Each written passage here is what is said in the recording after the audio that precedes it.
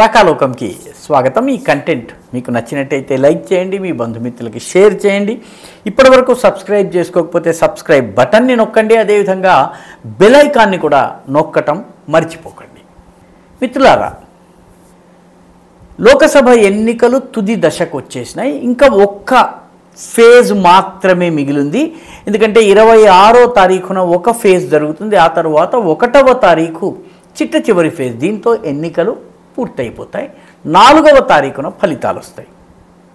దేశవ్యాప్తంగా వివిధ రాష్ట్రాలలో ఓటర్లు తమ అభిప్రాయాన్ని చెప్పేశారు। చెప్పినటువంటి అభిప్రాయాలన్నీ కూడాను ఈవీఎంలలో భద్రంగా ఉన్నాయి। కాబట్టి 4వ తారీఖున ఫలితాలు బయటకు వస్తాయి। ఆసక్తి ఉన్న వాళ్ళకి 1వ తారీఖు పోలింగ్ జరగగానే ఎగ్జిట్ పోల్ చేసేటటువంటి అవకాశం ఉంది। ఎగ్జిట్ పోల్లో ఒక రమారమి ఏ రకంగా ఫలితాలు ఉండవచ్చును, అవి ఎగ్జాక్ట్ పోల్స్ కాకపోయినప్పటికీ ఒక అంచనా వచ్చేస్తుంది।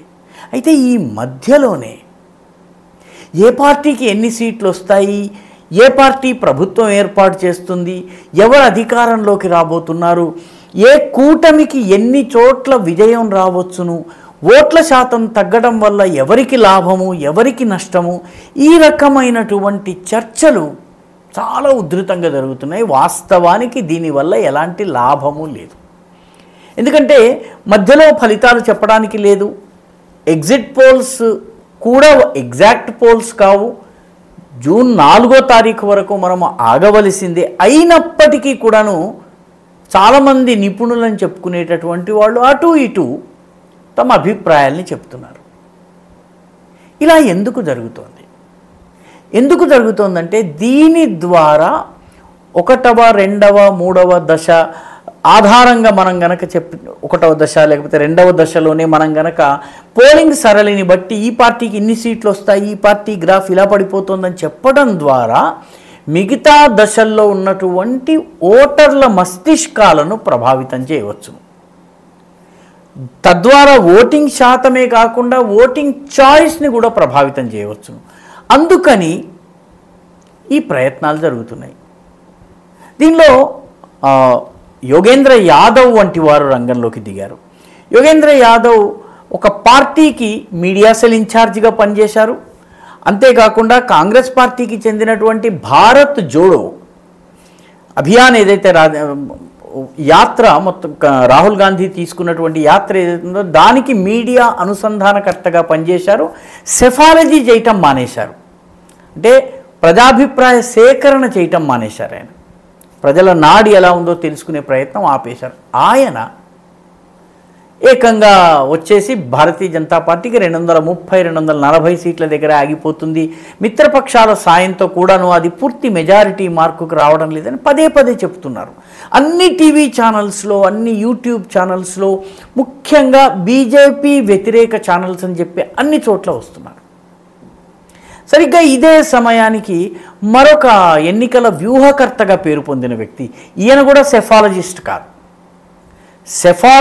కాదు, ఈయన ప్రజాభిప్రాయ సేకరణ చేసేటటువంటి వ్యక్తి కాదు, ఈయన ఎన్నికల మేనేజ్మెంట్కి చెందినటువంటి వ్యక్తి ప్రశాంత్ కిషోర్।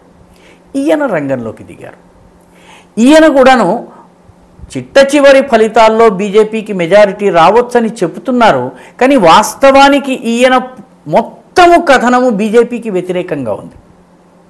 ఈయన 300కు పైగా సీట్లు వస్తాయి బీజేపీకి అని చెప్పినందువల్ల చాలామంది విమర్శిస్తున్నారు, కానీ వాస్తవానికి ఈయన మాట్లాడుతున్నది మొత్తము బీజేపీ వ్యతిరేకం। ఉదాహరణకి ఆయన చెప్తున్నటువంటి మొట్టమొదటి మాట ఏంటంటే, నరేంద్ర మోదీ పాపులారిటీ గ్రాఫ్ పడిపోతోంది, 2014లో 2019లో ఉన్నటువంటి పాపులారిటీ ఈనాడు లేదు, ఆయన యొక్క social media engagement పడిపోతోంది, Bharatiya Janata పార్టీని ఓటు వేసే వాళ్ళు కూడాను అసంతృప్తితో ఉన్నారు।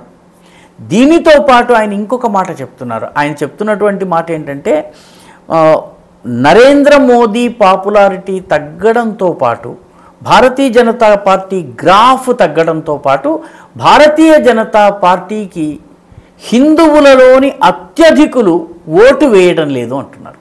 ఆయన చెప్తున్నది ఏంటంటే, బీజేపీకి గతంలో 38-39% ఓట్లు వచ్చాయి, మొత్తము 100 మంది ఓటర్లు ఉంటే అందులో 15% మైనారిటీలు ఉన్నారు, వాళ్ళు బీజేపీకి వేసేది లేదు. మిగిలిన 85 మందిలో 38 మాత్రమే బీజేపీకి వేశారు. ఈ మిగిలిన వాళ్ళు దాదాపు 50 మంది ఎవరైతే ఉన్నారో వీళ్ళు బీజేపీకి వేయటం లేదు. వీళ్ళని ఆయన 4 కేటగిరీలుగా చెప్తున్నారు.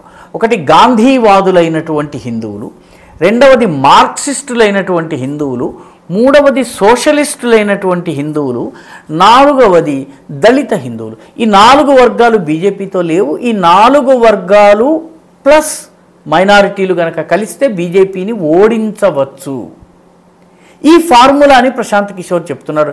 అయితే ఈ ప్రయత్నం జరగలేదు, విపక్షం బలహీనంగా ఉంది కాబట్టి బీజేపీ 300 స్థానాలు పొందవచ్చును అని అంటున్నారు. బీజేపీకి 300 సీట్లు వస్తాయి అన్నటువంటి ఒక్క మాటని మాత్రమే పట్టుకుని ఆయన మీద ఈ లెఫ్ట్ లిబరల్స్ అని కానీ లేకపోతే యాంటీ బీజేపీ శక్తులు అన్న వాళ్ళు ఆయన మీద దాడి చేస్తున్నారు. ఆయనని చాలామంది బీజేపీ వాళ్ళు ఆయన మొత్తం చెప్పిన కథనాన్ని పట్టించుకోకుండా ఆయనని భుజానికి ఎత్తేసుకుంటున్నారు. అంటే ఈ వాస్తవానికి ఎన్నికల్లో ప్రజల మూడ్ ఎలా ఉంది అని చెప్పేటటువంటి కథనాలు కూడాను ఒక నెరేటివ్ బిల్డింగ్లో భాగంగా వస్తున్నాయి. యాంటీ బీజేపీ నెరేటివ్లో భాగంగా వస్తున్నాయి. ఇందులో కొద్దిగా బీజేపీకి పాజిటివ్గా ఉన్నా కూడాను విమర్శలు పెద్ద ఎత్తున వస్తున్నాయి. ముఖ్యంగా లెఫ్ట్ లిబరల్ కాంగ్రెస్ ఈ ఈకో సిస్టమ్ ఏదైతే ఉందో దాని నుంచి విమర్శలు వస్తున్నాయి. ఇవి రెండు ఇలా కొనసాగుతుండగా అమెరికాకి చెందినటువంటి యురేషియా గ్రూప్ అనే గ్రూప్ ఉంది. ఆ గ్రూప్కి చెందినటువంటి దాని ప్రెసిడెంట్ ఆయన పేరు ఇయాన్ బ్రెమర్. ఈ ఇయాన్ బ్రెమర్ ఇండియాకు వచ్చారు. ఇండియాలో జరుగుతున్నటువంటి ఎన్నికలను ఆయన ఇక్కడ ఉన్నటువంటి రాజకీయ పరిస్థితిని అధ్యయనం చేయడం కోసం వచ్చారు. ఆయన బొంబాయిలో ఎన్డీటీవీ ప్రాఫిట్కి ఇంటర్వ్యూ ఇచ్చారు. తమన్నా అనేటటువంటి జర్నలిస్ట్కి ఆయన ఇంటర్వ్యూ ఇచ్చారు. అదేవిధంగా తమన్నా ఇనామ్దార్ ఆమె పేరు.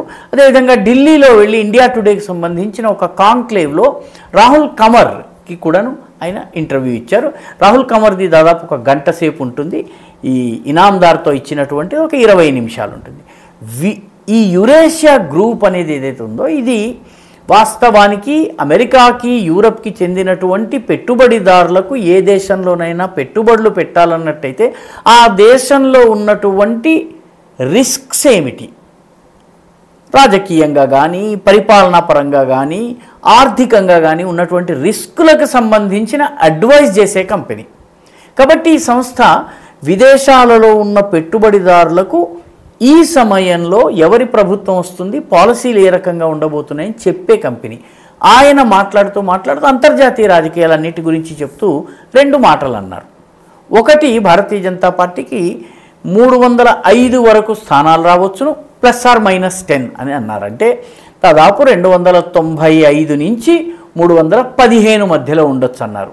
అది ఆయన అధ్యయనం ఆధారంగా లేకపోతే యురేషియా కంపెనీ ఏదైతే గ్రూప్ ఉందో ఆ గ్రూప్ అధ్యయనం ఆధారంగా చెప్పారు. దాంతోపాటు భారతీయ ఎన్నికల ప్రక్రియ అత్యంత పారదర్శకమైనది అన్నారు. చాలా బలమైనటువంటి ప్రజాస్వామ్యం ఉంది అన్నారు.